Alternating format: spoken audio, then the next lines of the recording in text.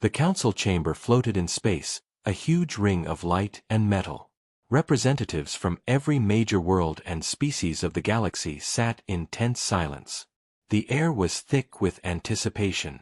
On the holographic screen at the center, Earth's envoy stood nervously. They had traveled far, across countless star systems, to face the judgment of the Galactic Council. Their mission was clear: defend Earth from accusations of defiance. But no one had expected the Council to act so harshly. The eldest council member, a tall being with shimmering blue skin, leaned forward.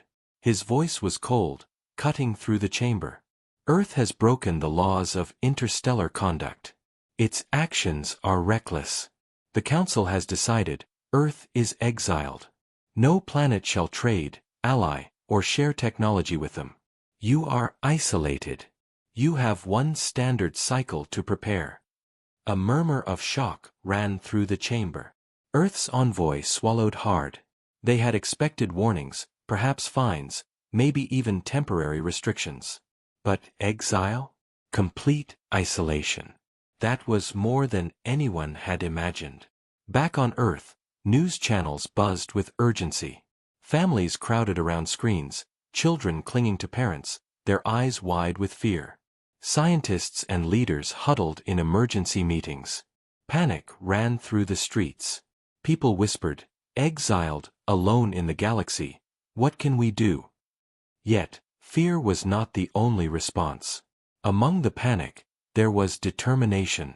Earth's leaders met in secret, their faces lit by dim lights and holographic projections. They knew the Council believed Earth weak. They believed humans would crumble. But humans had survived floods, fires, wars, and plagues. Could they survive the galaxy's rejection? That question burned in every mind. The first step was understanding the threat. Reports arrived from satellites and scouts in orbit. Council ships were already positioning themselves near Mars and the outer asteroid belt. They weren't attacking yet, but the message was clear. Earth was being watched, studied, measured. Every move would be noted. Every misstep would be punished. Despite the looming threat, humans began to act.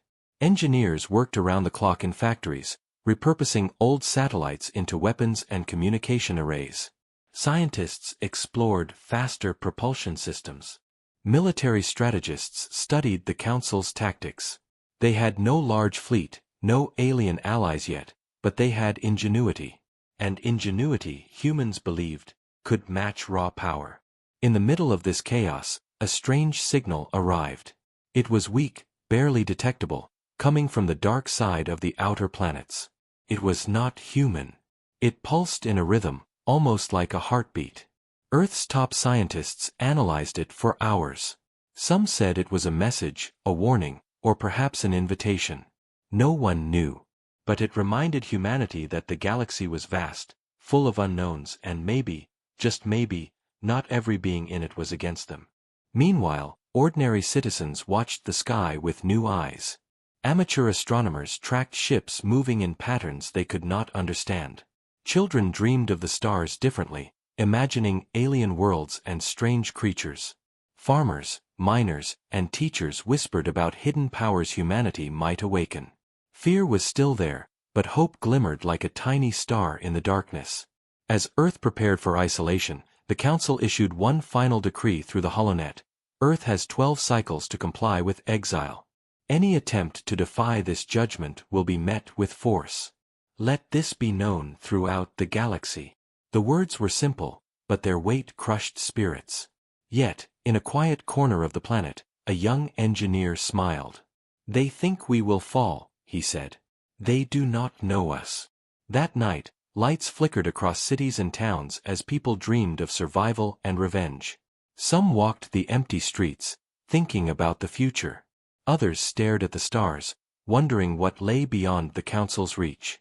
And in hidden laboratories and underground bunkers, humans worked tirelessly. Blueprints of ships, weapons, and secret colonies spread across tables. Maps of nearby stars were marked with notes. Humanity was small compared to the Council, but small things could be clever, unpredictable, unstoppable. The Council might have exiled them, but Earth did not break. Fear turned to determination. Panic turned to planning. Despair turned to invention.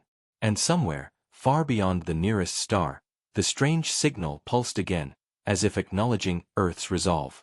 It was a silent promise. The galaxy was about to witness something unexpected. And so, Earth braced for exile. Not with defeat, but with a spark of rebellion. In the quiet hum of machines and whispered plans, humans reminded themselves of an old truth. Survival was in their blood, and the galaxy would learn that even exiled, Earth could rise. Earth had barely recovered from the shock of exile when humanity began to move. The Council's words had been clear: no allies, no trade, no help from the galaxy. For most, this would have been the end. But humans had a stubborn streak. They did not break easily. In the deserts of Africa, in the plains of America, and in the labs of Asia, engineers and scientists worked day and night. Old satellites, once meant for communication and weather tracking, were converted into small, stealth observation ships. Rockets that had only reached the moon were redesigned to reach the outer planets. Factories shifted from making cars and electronics to producing parts for new spacecraft. Even ordinary citizens contributed. Farmers turned workshops into production lines for small drones and devices. Students built sensors and scanners. Humanity had begun to organize secretly, efficiently, and with purpose. In orbit, Council scouts drifted silently near Mars. They observed everything. Every rocket launch, every signal, every unusual energy spike was recorded. The Council thought they had Earth under control, that isolation meant obedience. But the humans had learned quickly. They moved at night, using hidden launch bays and cloaking technology they had scavenged from old satellites and research. Every action was calculated to avoid detection. Yet even with secrecy, the human leaders knew they needed allies. The strange signal that pulsed from beyond the outer planets had not stopped. Some scientists believed it came from a lost alien race, a species forgotten by most of the galaxy. Others feared it was a trap, a Council trick to lure Earth into a dangerous mistake. Still, curiosity and hope drove them forward. Small probes were sent, scanning the signal, mapping its origin, and attempting communication. For now, there was no reply, only the faint, rhythmic pulse that hinted at intelligence. On Earth, the population felt both fear and excitement. Schools held lessons on space travel, teaching children about stars, planets, and engineering. News networks showed secret stories of humans achieving small victories: a rocket reaching Jupiter's orbit without detection, a stealth drone mapping the asteroid belt, a group of engineers repairing old Council technology and making it better.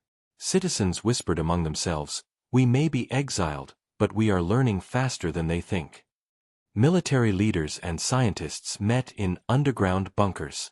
Maps of the galaxy covered entire walls. Plans were drawn, revised, and erased. Every nearby system was analyzed for resources. Every potential threat was listed. Humans were learning to think like the Council, to anticipate moves, and to act before danger arrived. One night, as the Council scout ships glided silently near the asteroid belt, a young pilot named Mara launched a small stealth craft from a hidden base on Mars. Her mission was simple but dangerous: test the Council sensors, measure their reactions, and return safely. The engines whispered in the silence of space as she maneuvered, invisible to the massive ships above. Hours passed. The scout ship never detected her. Mara smiled, knowing humanity had taken the first real step in fighting back, even if the Council would never know it yet. Back on Earth, in the capital cities, leaders gathered for a meeting broadcasted secretly to trusted teams. They spoke of building colonies on the Moon and Mars, creating stealth fleets, and preparing humans for the long struggle ahead. There was no anger, only focus. They knew the Council believed humans were weak, but humans had a different idea. Survival required more than strength. It required cunning, adaptability, and patience. And the strange signal from beyond the stars continued to pulse. Some nights, engineers thought they heard a pattern, almost like instructions hidden in the rhythm. Was it a guide? A warning? A chance for help? No one could tell, but all agreed on one thing: The galaxy was not entirely hostile, and Earth's isolation might be temporary if they acted wisely. Ordinary people began to notice small changes too. Streets were quieter at night, as citizens moved toward secret factories and workshops. Radio frequencies were monitored for unusual signals. Children played with small drones that could fly beyond the city limits and return with data. Farmers learned to camouflage storage depots and energy devices. Every small action contributed to the larger goal. Humanity would not only survive exile, they would prepare to thrive. The Council, meanwhile, sent messages to the nearby systems, warning that Earth was under observation. Any unusual activity will be punished, the broadcasts said. They did not know that humans had already begun to move faster than they expected. By the time the Council realized Earth's advances, the planet would already have taken the first steps toward a new kind of power. On the final night of the cycle, when the Council had planned to make a final inspection, Earth's leaders watched the stars from hidden towers. Rockets silently left launch pads, stealth ships glided past sensors, and the rhythm of the strange signal pulsed again, like a heartbeat in the darkness. Humanity had begun its rise, quietly, secretly, but with determination. The galaxy might exile them, but Earth would not stay down. Somewhere in the dark reaches of space, the pulse seemed to change, brighter and stronger. The message was unclear, but its meaning was not lost on those who watched. Earth was learning. Earth was growing. And soon, the Council would see that exile had not destroyed humanity, it had forged it. Earth had grown quietly stronger. Its secret bases on the Moon and Mars were now operational, and hidden fleets of stealth ships patrolled the outer planets. Humanity was learning quickly, building new technology, training pilots, and preparing for the day the Council might strike. Yet, despite all this, no human had ever seen another intelligent alien race so close, until the day the signal finally responded.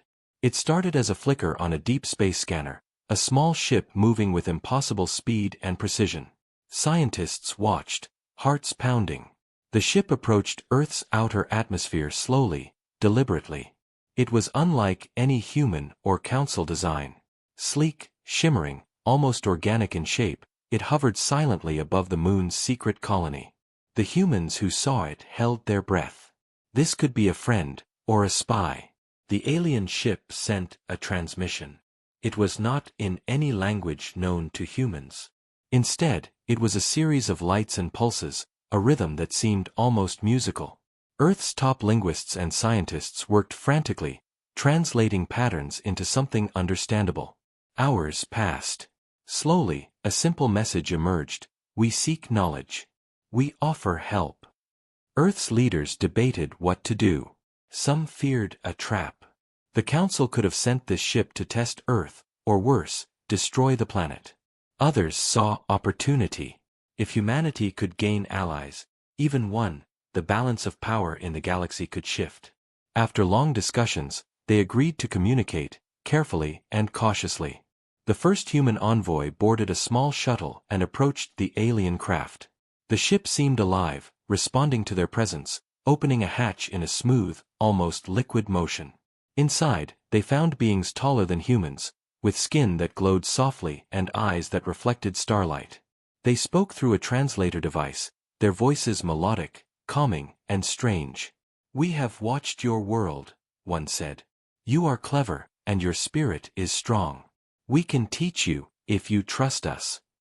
Trust was the problem. Earth had been betrayed, ignored, and exiled. Still, humanity had no other choice. They exchanged knowledge cautiously, offering some of their own discoveries while taking care not to reveal secret bases or full technology. Hours turned into days, and a fragile bond began to form. The aliens taught new propulsion methods, energy shields, and ways to detect stealth ships. Humanity learned quickly, absorbing the lessons like a sponge. But not everything was peaceful. Unknown to humans, Council agents had already detected the alien ship near Earth. A small observation fleet moved in, cloaked and silent, watching every interaction. If the Council discovered humans were forming alliances, the punishment would be severe. Humanity had to act carefully, hiding its progress even while learning from these new allies. Amid this tension, a young scientist named Tarek discovered a blueprint hidden in the alien data. It was for a weapon, unlike any Earth had ever seen. It was not meant to destroy but to defend, to create shields and barriers that could protect entire planets. Tarek knew this was a turning point. If humans could replicate even part of it, they would gain an advantage the Council had not anticipated. Meanwhile, in secret labs, teams worked on small prototypes, testing energy shields and propulsion systems. Engineers slept little, driven by the thought that the galaxy might not wait. Outside, citizens went about their normal lives, unaware of how close humanity was to changing the balance of power. Tension rose when a Council scout ship approached the Moon's colony. Humans scrambled, activating stealth systems and moving ships into hidden positions. The alien allies offered guidance, helping them avoid detection. Hours later, the scout left without noticing anything unusual. The Council had no idea Earth was already taking steps toward a future the galaxy could not yet imagine. By the end of the cycle, humans and their alien allies had exchanged enough knowledge to build a small but formidable fleet. Ships could move faster, shields were stronger, and humans had begun training in combat techniques taught by the aliens. Humanity had not just survived exile, they were evolving, preparing for a new chapter in the galaxy. As night fell on Earth, leaders gathered once more. They looked at the stars, knowing the Council was still watching, and yet, for the first time, they felt hope. There was danger ahead, certainly, but there was also possibility. Allies had been found, secrets had been learned, and humans were no longer alone. And in the darkness of space, the alien ship pulsed again, almost like a heartbeat. It was a reminder that the galaxy was bigger, stranger, and more complex than anyone had imagined. Humans had a choice: remain hidden and weak, or rise, clever and strong. The first choice could mean survival. The second could mean power. Earth had already made its decision. Earth was no longer just a planet under exile. Its leaders had realized that surviving alone was not enough. Humanity needed structure, unity, and strategy. Deep underground, in hidden bunkers and secret orbital stations, Earth's leaders gathered to form a new organization, the United Earth Federation. It would combine science, military, and diplomacy, preparing humans for the challenges ahead. The Federation's first goal was simple but ambitious: build a fleet capable of defending Earth. Engineers worked tirelessly, combining human ingenuity with the alien knowledge gained in the previous cycles. Ships were designed to be fast, agile, and nearly invisible to Council sensors. Energy shields shimmered like sunlight on water, and new propulsion systems allowed vessels to travel farther and faster than ever before. Every ship built was a statement: Earth would not be weak. Training began simultaneously. Pilots, soldiers, and strategists were selected from across the planet. They learned combat techniques taught by the alien allies, simulations of battles against Council fleets, and methods to use stealth and surprise to their advantage. Ordinary people volunteered for scientific and technical roles, creating the foundation of a society ready for both war and diplomacy. Children studied stars and physics, preparing for a future where space was home, not Earth alone. In secret, Earth established colonies on the Moon and Mars. These were not simple settlements, they were bases for research, shipbuilding, and defense. Hidden launch pads and resource factories were constructed beneath the surface, shielded from prying eyes. Humans worked with alien engineers to make habitats self-sufficient, energy-rich, and difficult to detect. Every colony strengthened the Federation, ensuring that humanity could survive even if Earth itself were attacked. Yet, the Council had not forgotten Earth. Reports indicated that some factions were suspicious of humanity's sudden activity. Cloaked scouts moved near the outer planets, observing. Humans had to be cautious. Every action was planned, every launch timed, every communication coded. Despite these dangers, the Federation operated with precision. The Council saw only empty space, while humanity built an empire quietly, cleverly, and efficiently. Diplomatic efforts also began. Humans reached out to alien traders and explorers who passed near the system. They offered knowledge and resources in exchange for technology and cooperation. Some species were wary, others curious. Still, every alliance created another layer of security and influence for the Federation. Earth was no longer isolated, even if the Council refused to acknowledge it. The Federation's leaders also worked on morale. Propaganda was subtle. Videos, speeches, and educational programs reminded humans of their strength and potential. Ordinary citizens felt part of something bigger. Schools taught engineering and science as essentials for survival, while public observatories allowed people to witness humanity's reach into space. Pride began to replace fear. Humans were not victims, they were builders, pioneers, and warriors. A young officer, Lieutenant Kale, tested one of the first new fleet prototypes. The ship responded to his commands like an extension of his mind, moving with precision and speed. "This changes everything," he whispered to his team. They knew that the first fleet, though small, was capable of standing against Council scouts, ambushing enemy patrols, and protecting the colonies. Humanity was no longer powerless. They were adaptable, fast, and clever. Meanwhile, the mysterious pulse from deep space continued. Scientists speculated it could be a map, a guide, or a hidden message.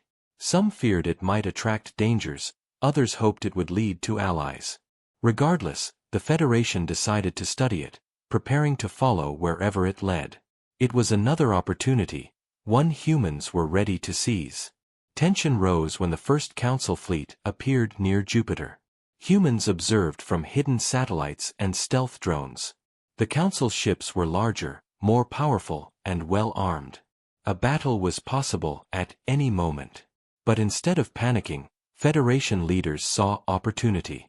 They deployed reconnaissance ships, tested new shields, and calculated strategies. Humans were learning to anticipate, not react. They would survive the encounter with cunning rather than brute force. As night fell on Earth, leaders met in the Central Command.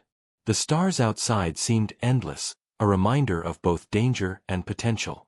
"We are ready," said one scientist, pointing to maps of the colonies and fleet positions. "The galaxy may exile us, watch us, even try to destroy us. But we will not wait for them. We will rise." Across the planet, ordinary humans felt a new energy. Factories hummed with activity, engineers sketched new designs, and children dreamed of exploring distant stars. Humanity's unity, ingenuity, and determination had begun to form the foundation of an empire. The Council had thought Earth would remain weak and fearful, but humans were proving otherwise. And far beyond the reach of the Council, the pulse in space brightened, almost as if acknowledging Earth's progress. It was subtle, but unmistakable. A message, or perhaps a promise. The galaxy was watching, and Earth was ready to meet it on its own terms. Humanity had taken the first steps toward empire. They had combined science, strategy, and courage. They had built ships, trained fleets, and forged alliances. Exiled or not, Earth was no longer a pawn. It was becoming a force to be reckoned with. The stars above Earth's colonies were quiet, but tension hung thick in the air.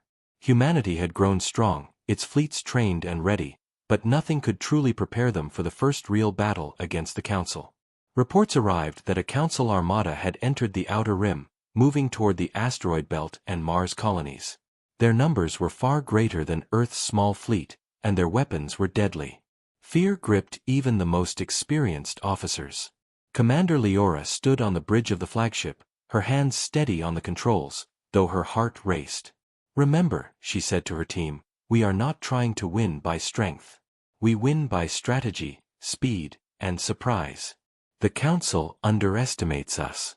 They always do." Her words gave courage to the crew, who had trained for this day but never imagined it would come so soon. The Council ships were massive, their weapons primed, scanning for signs of human activity. From hidden positions, Earth's fleet waited, small and invisible, cloaked against detection. Recon drones fed real-time data to the commanders. Every move, every formation, every patrol was analyzed. The humans had studied the Council's tactics for cycles, but facing it in reality was different. The first engagement began when a Council scout ship moved too close to the moon colony. Human stealth ships swarmed from hidden positions, hitting the scout with energy pulses that disabled its sensors.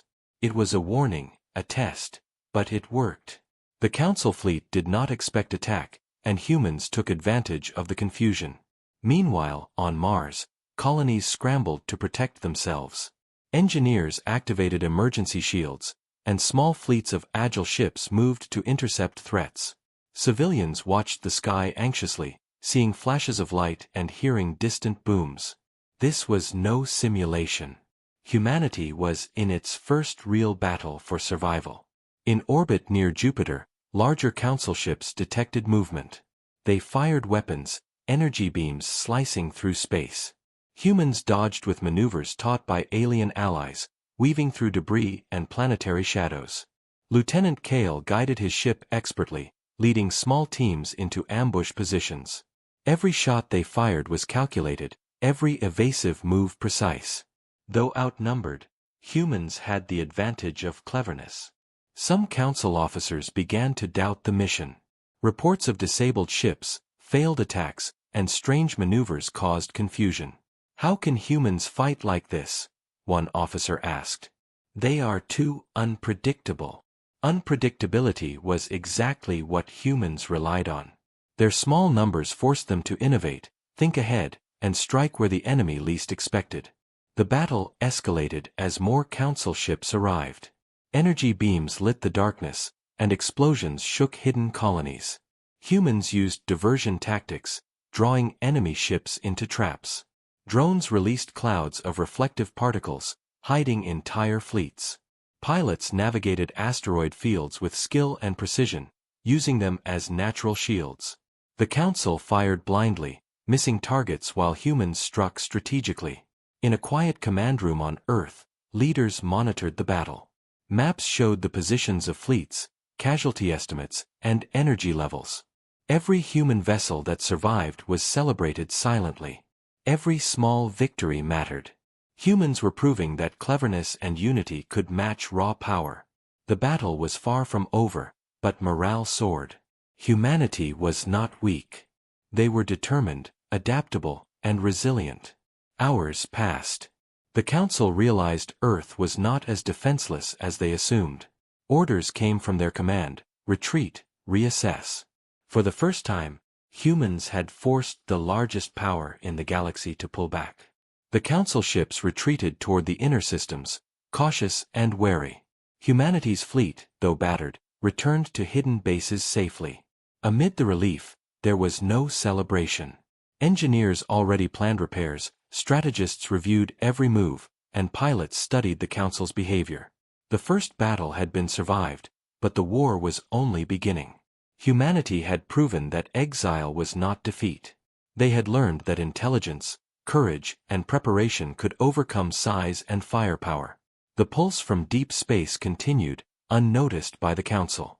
Some scientists speculated it had changed during the battle, as if acknowledging Earth's ingenuity.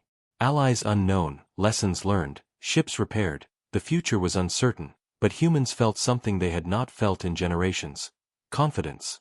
Commander Leora looked at the stars, her eyes steady. "They may come back," she said. "And next time, we will be ready." Her words echoed across the fleet, a promise to the galaxy. Earth was rising. Exiled or not, humans were no longer weak. The first battle had been a warning. The Council would remember Earth, and humanity would continue to grow stronger. And somewhere in the darkness of space, the mysterious pulse seemed to brighten, like a silent cheer. Earth had survived the first test. The Empire had begun, quietly, cleverly, and with determination that no one, not even the Council, could ignore. After the first battle with the Council, humanity was no longer just surviving, they were learning to thrive. Fleet repairs were underway, colonies strengthened, and secret laboratories hummed with activity. Pilots trained, scientists experimented, and engineers built new ships. Yet, the galaxy held secrets that humans had only begun to understand. One day, deep in the asteroid belt, a reconnaissance team discovered something extraordinary. Buried beneath layers of rock and ice was an alien structure, ancient and massive. Its surface was etched with strange symbols that glowed faintly, almost as if alive. The artifact pulsed with energy, a silent heartbeat waiting to be understood. Humanity's top scientists and engineers gathered immediately. They had stumbled upon a technology far older and more advanced than anything the Council possessed. Dr. Hannah, the lead researcher, examined the artifact with awe. "This is incredible," she whispered. "It is not just a machine. It is a power source, a weapon, and perhaps a key to something greater." Her team carefully mapped the structure, decoding symbols and scanning energy flows. The artifact seemed almost intelligent, responding to their presence with changes in light and vibration. Every discovery raised more questions than answers. The leaders of the United Earth Federation debated the artifact's use. Some argued it should be studied cautiously, for fear of awakening a force they could not control. Others saw opportunity.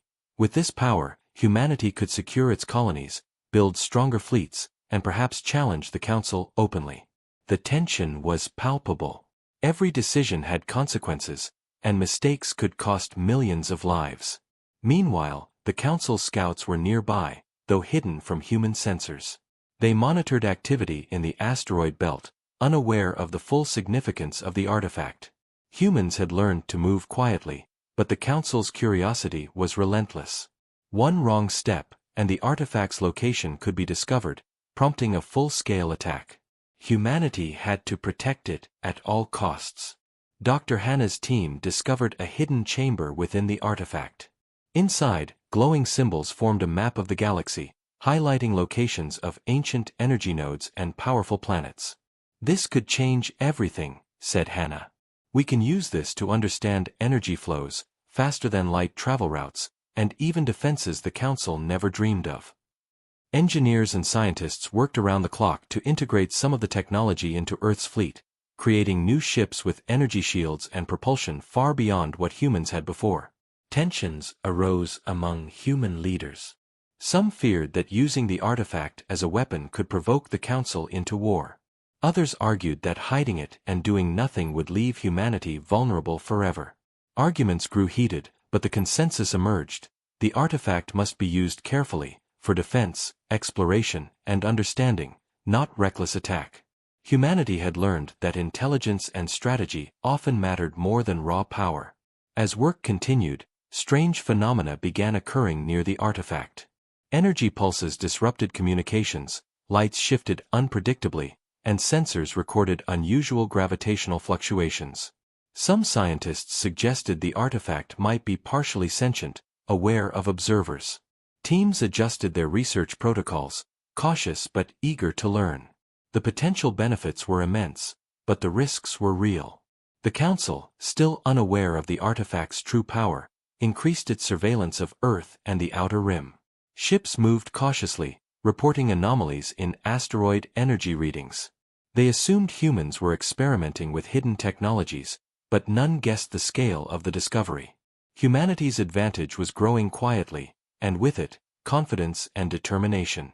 Meanwhile, among the colonies, civilians noticed unusual auroras in the sky, strange lights near asteroid belts, and subtle shifts in communication signals. Rumors spread of new discoveries, secret weapons, and mysterious projects. People whispered that Earth was no longer just surviving exile, it was preparing for something bigger. Excitement mixed with fear, but the sense of purpose united humans like never before. Dr. Hannah and her team successfully activated a small portion of the artifact. Energy flowed through human-designed ships, enhancing shields and propulsion systems. Tests revealed that even a partial activation could allow entire fleets to move faster, survive longer, and defend colonies with unprecedented efficiency. Humanity had obtained a secret weapon, but one that demanded wisdom and restraint. As night fell, Federation leaders gathered on Mars, overlooking colonies and fleet positions. The pulse from the artifact seemed to synchronize with the mysterious signal from deep space. Scientists speculated that it was guiding humanity, or perhaps communicating with forces unknown. Whatever the truth, humans felt a surge of hope. For the first time, exile felt like an opportunity, a challenge that could be met with skill, courage, and cleverness. Commander Leora spoke quietly to the team, her eyes reflecting the glow of the artifact. We are no longer the planet they think we are. Every day, we grow stronger, smarter, and more prepared. The Council may have exiled us, but this is our future. We are ready to rise. And somewhere in the dark reaches of space, the pulse of the artifact echoed faintly, almost like a voice. A warning? A promise? Or perhaps an invitation? Humanity did not yet know. But they were listening, learning, and preparing. The galaxy had secrets, but humans were ready to discover them, and use them wisely. Earth had found power beyond imagination, knowledge beyond its years, and the potential to shape the galaxy. Exiled or not, humans were no longer just survivors. They were builders, explorers, and warriors. The Empire was growing, quietly, cleverly, and with determination that no one, not even the Council, could ignore. The stars above Earth had never looked brighter. After cycles of preparation, hidden fleets, alien alliances, and the discovery of the ancient artifact, humanity was no longer exiled in spirit.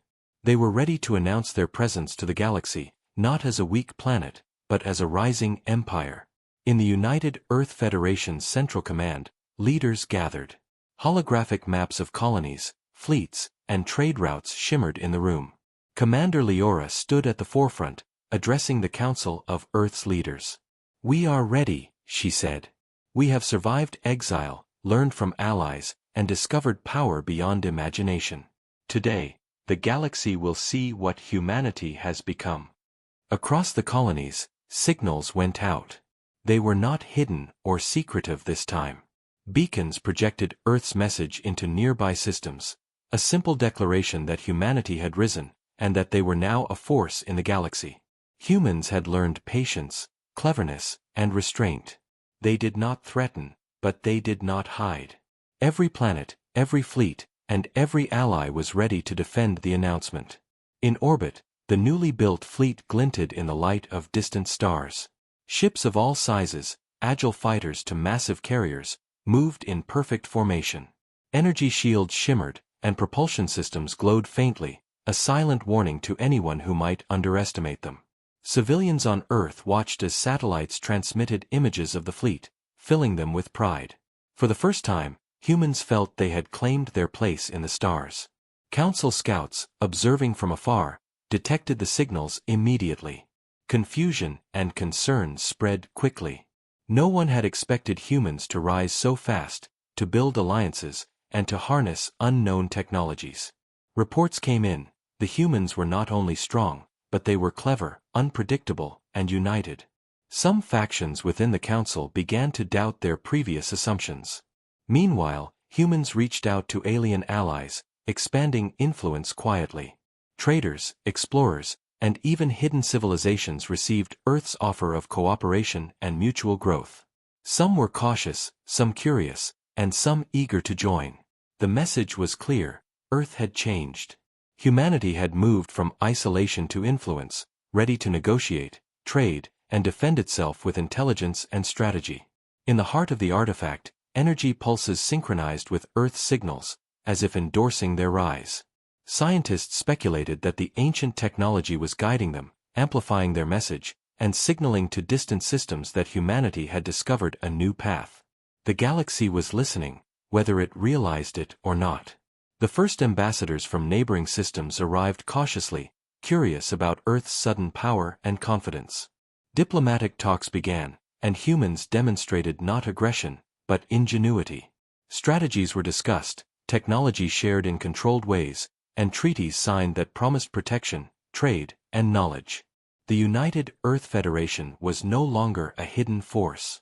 It was a participant in galactic affairs. Even the Council began to respond. Some members demanded investigation, others feared confrontation, but all recognized a simple truth: humans could no longer be ignored. They had survived exile, outsmarted scouts, survived a battle, discovered ancient technology, and built a fleet capable of defending themselves.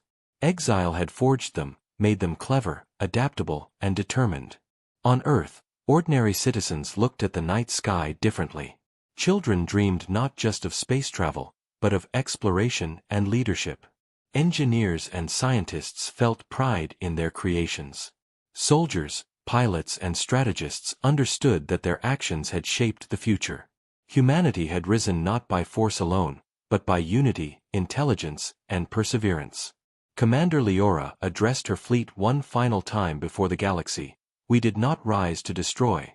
We rose to survive, to grow, and to prove that humanity cannot be underestimated. The stars are vast, and we will explore them. We will learn, defend, and thrive. Exiled we were, but an empire we have become. As her words echoed through communication channels, lights of distant fleets and planets pulsed in response. The ancient artifact glowed brighter, the mysterious signal from deep space pulsed in rhythm, and Earth's voice rang out across the galaxy. Humanity had claimed its place, not with fear, not with desperation, but with intelligence, courage, and vision. And so, Earth's empire had begun. The Council had underestimated humanity for centuries. Now, the galaxy knew a simple truth: exiling a species that refused to break would not destroy it. It would create a force cleverer, stronger, and more determined than anyone could imagine. The future was uncertain, full of challenges and dangers, but humanity had already proven its greatest strength: the ability to rise against all odds and change the galaxy forever.